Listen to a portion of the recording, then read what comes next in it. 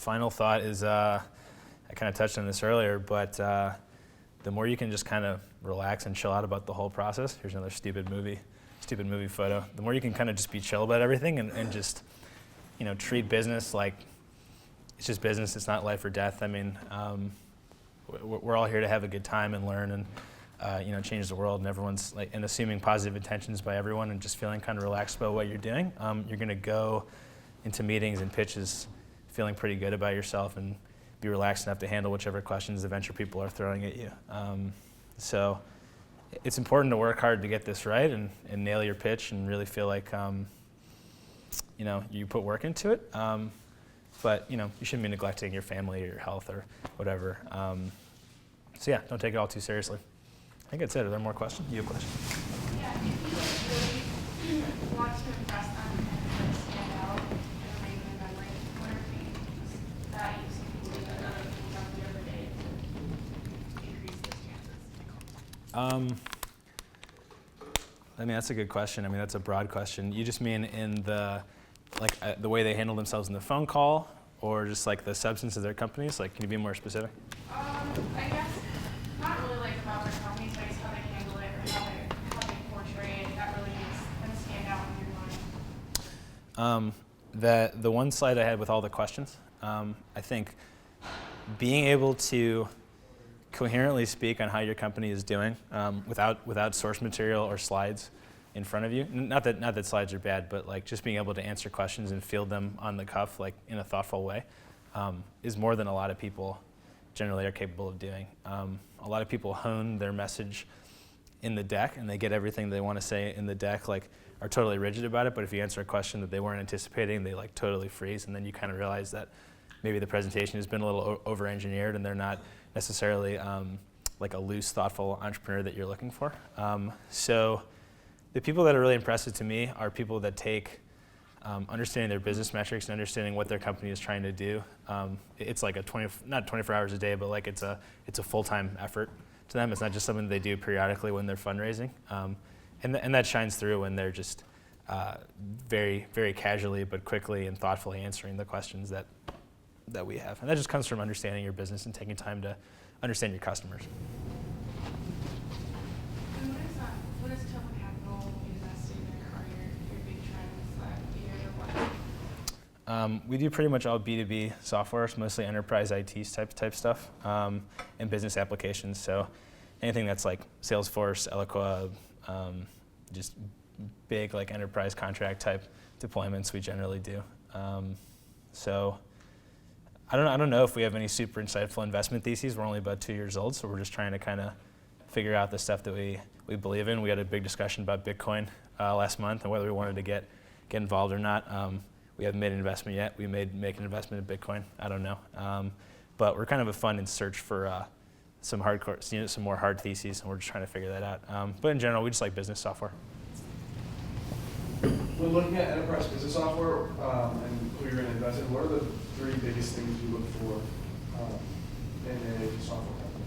Whether it be the team, the product, whatever, the top 3 things you really hit home to and your company. Yeah, I mean, so a big one when you're talking about enterprise stuff is, you obviously have to have a product that's way better than whatever the incumbent is, right? So when a lot of times you see companies that they have a new way of tackling a problem that IBM basically has owned the market for 25 years. So you're trying to displace really old, crappy software, but that's hard to displace. But when you actually figure out how to do it, there's a huge opportunity. So that's a really big one. Another one, which sort of ties into that, is if you're selling a product that, again, this is all business software, so we're talking about customers that have budgets and things. It's not selling apps for $5 a pop or whatever, but selling to companies that have existing budgets for something is really important. There's a lot of great software that comes out nowadays, but the problem is it solves a problem that no one in IT or the chief marketing officer has decided is a problem yet. So there's not a line item for it in the budget. So it's a lot more efficient to basically hit a category where people are already spending money on it, but giving them a much cheaper solution than they're already paying. So ideally, it's average customers paying IBM or Oracle $500,000 a year to do some database thing, and this new company can do it for $100K. That's the kind of characteristics you want to see.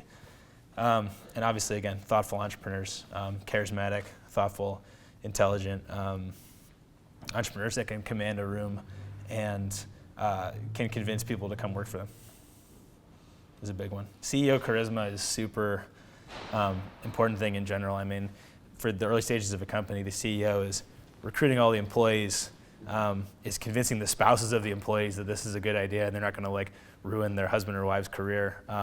They're getting the first 100 customers by themselves. They're doing biz dev. They're doing PR. If you run into an entrepreneur and you're just like, this person is like not an engaging person to be around, then as an investor, you don't have a lot of faith that they can accomplish all those things. So having charisma and being engaging is super important. Thank you. Sure. Is that a question? Or? Oh, no, sorry.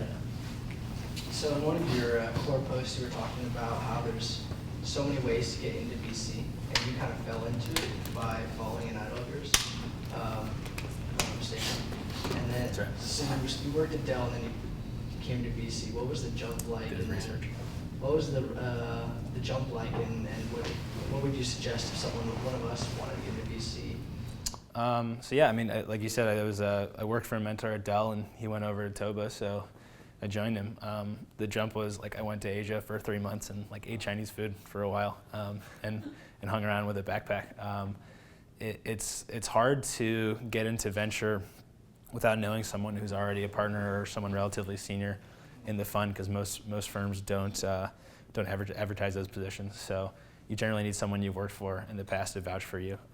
So like if you guys were going to work at a corporation, doing something like corporate development or being like a chief of staff or being some sort of like strategy or like data analyst is a really helpful thing to do, because you're helping out a lot of people that are senior, and a lot of those people can plausibly get into other industries, and those are good people to work for. You guys are all going to be like super successful entrepreneurs, so that's not great advice for you. But if you guys want to talk, if you guys ever want to hear more about getting into VC, you can always send me a tweet or something. We could talk about it.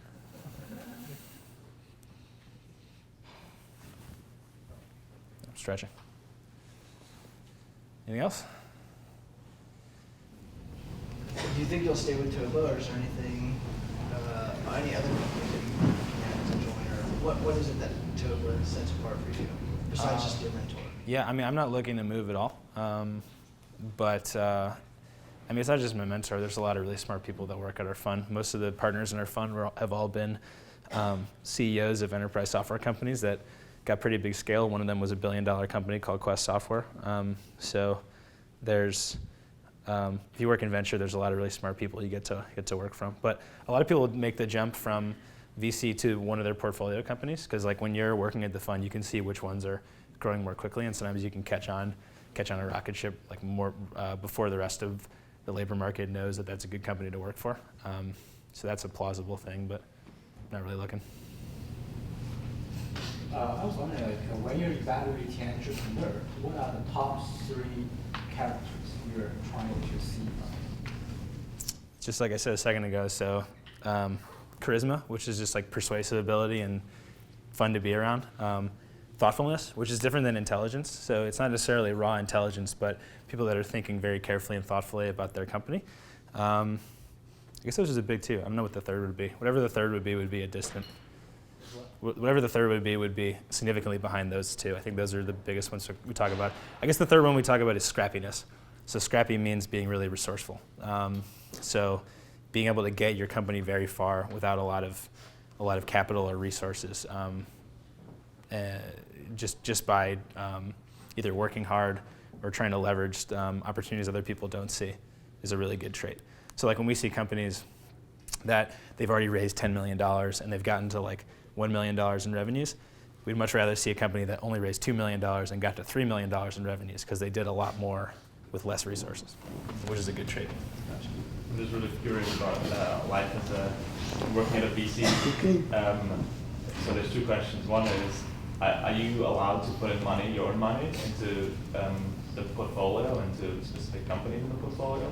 And what's the step for you next, and when you can typically become a partner? So first question, at our fund, not currently. We might do that in the future. We haven't kind of figured that out. That's more of a private equity thing. They tend to do that more often, from what I understand. Next steps, I have no plan. I mean, I'm enjoying this, so more of this. Do you want to be a partner? I don't know. At some funds, the associates don't become partners. Partners coming from outside. There's a lot of different things that you can do. I hopefully, after doing this, but I'm going to do this for at least quite a bit longer. What's the lifestyle of a VC really looks like, and what's a typical day? The lifestyle? I'm in a hammock all day, and people put olives in my mouth, or grapes and olives, and fan me. No, well, so I do pretty much 4 things. So I prospect, which is find new investments. I do diligence on the investments we're considering.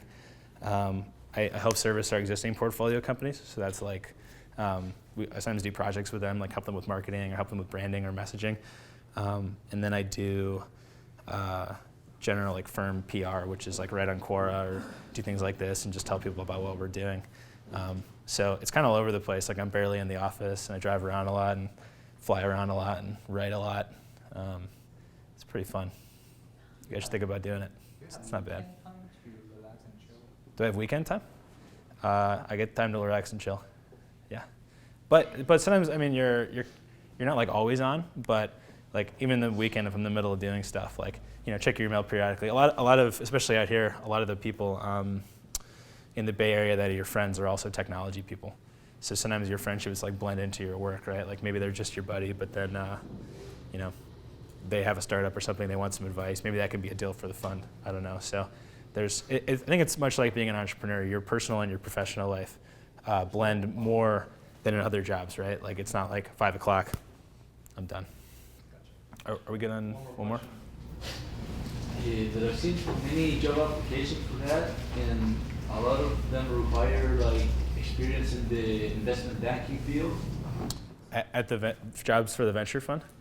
We get inbound resumes and requests, but we're not really hiring for positions. I mean, not for your company, but in general for the position. Is it? Oh, just for the position? I mean, I didn't work in investment banking. I don't think it's required. If you either work at startups or have been in technology, or a lot of people do corporate development. Do you know what that is? That's like M&A at companies. So like work at Oracle and like have bought companies or something. Anything that's kind of related. But again, best way is to network your way in. I think doing it via like job application is hard. It's hard to make that work. Yeah. Out of time? Cool. Thanks, guys.